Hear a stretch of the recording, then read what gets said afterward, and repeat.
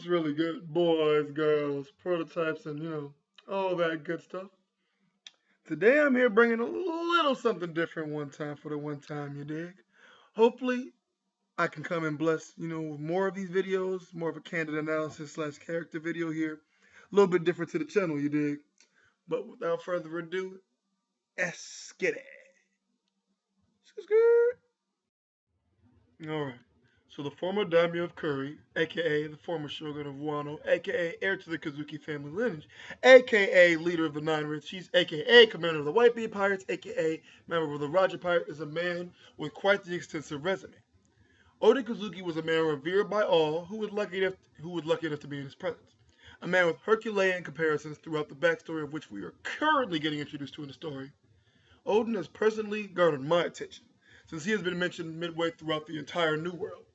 His importance to the story immediately was established by noting his importance to the world, and the sole fact that the Kozuki clan were generally known for being able to create poneglyphs. These poneglyphs being the very ones Roger was able to read, and the main way for being the passageway to reach the final pirate island Raftel. But let's start off by chatting a bit on about Oden's backstory. You dig? Kozuki Oden, or KO, as I like to refer to him, since later in life he was a huge hit with the Taris, had a childhood that not many folks can compare to. It was very Big Mom-esque in terms of strength feats, and definitely flip-flop topsy-turvy in terms of more Freak League feats. But I mean, depending on how you feel about Big Mom, she's a Freak League too. At less than a year old as an infant, this man hurled his wet nurse at two. He was hunting wabbits. Word to Elmer Fudd. At 4, he managed the superhuman feat of demolishing a bear with a very large boulder. And at the age of 6, he was frivolously spending his family funds in the red light district. Now, I'm not going to get into that, but hey, go Golden. That's on him. At age 8, my man's found the local pubs and bought the bar. And by age 11, the Yakuza and our good friend Hyogoro the Flower had blacklisted him from their local Potawatomi casino. Soon after, a butthurt KO set the place ablaze. And though he was to be flogged and maimed typically as someone normally would that mess with the Yakuza, Hyogoro was like, nah, that ain't it, Chief. Y'all can't mess with him. Now, I would continue on with his feats and on, but this video would end up being 30 minutes. If you can even call those feats, quite a few. But I think it's not best to harp on some of the little things. Oh, did I mention the harem? Yeah, there was a harem. And the main thing that Oden had his heart set on was opening the borders of Wano, which we would later find out after setting sail that was deemed illegal. Whatever. As we know now, KO was eventually able to do that. But what he really wanted to do was open the borders of Wano more so than just set sail. And we'll get into that. Eventually, Oden was able to leave home and journey out to sea.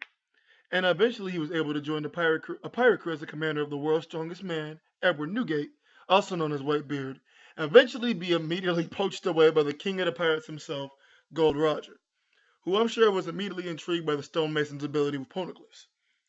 Eventually, after sailing the world with all these famous people and pirate groups, seeing the world as he was so longing for, he returned home to Wano Kuni to claim his spot as the shogun and wed, yes, eventually one woman, Lady Toki, and have 2 children that are in the story today, which are Lady Hiyori and Momonosuke, as we know now.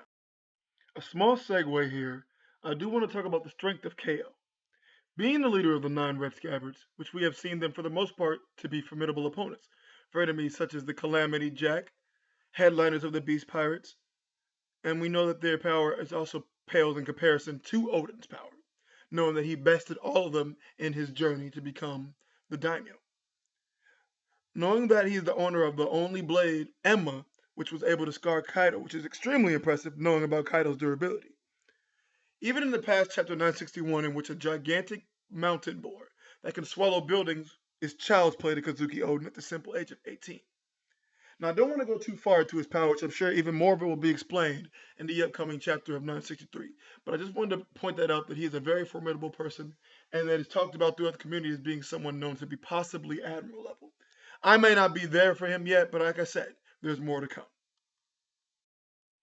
Alrighty. In summation, I'm excited to see the culmination of this backstory, and I really actually want to know how Lord Orochi turned his back on the Kozuki clan.